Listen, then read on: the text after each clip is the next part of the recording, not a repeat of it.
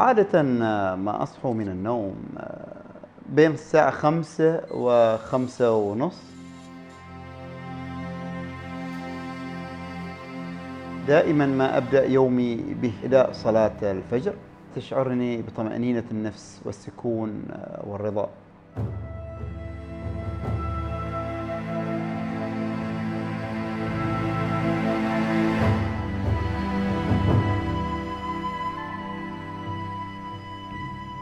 في حياتي مررت بالكثير من المتاعب والصعاب، عانيت الكثير والكثير من التحديات، حقيقة عملت بجد وجهد كبير لمواجهتها.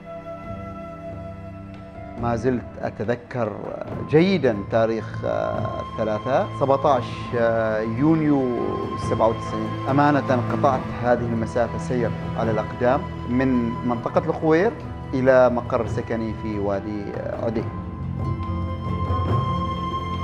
المصروف اليومي كان لا يتجاوز 300 بيسة مقسمة.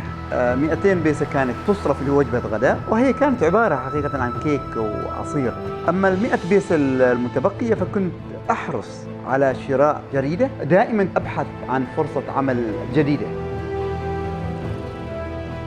بحلول عام 2001 تغيرت حياتي، ذلك بعد أن انضممت للعمل في شركة تيم جي رامداس.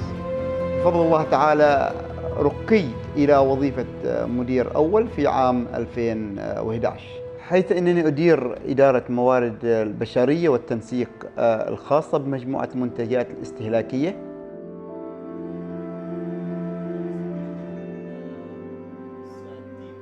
اليوم بفضل من الله تعالى، بفضل إرادتي القوية، إصراري على المواصلة، وبفضل تشجيع عائلتي لي، قدرت أن أترقى إلى سلم النجاح.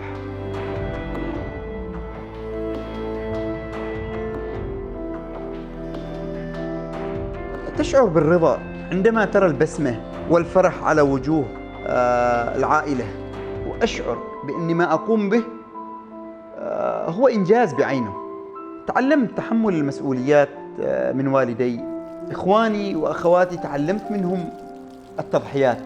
زوجتي تعلمت منها كيف أعتني بالعائلة.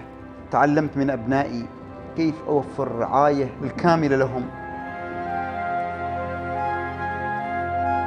أنا ناجح أولاً بفضل من الله تعالى، وثانياً بفضل جميع هذه الصفات الحميدة والجيدة. بدون أي واحدة من هذه الصفات ما كنت لأكون مثل ما أنا عليه اليوم.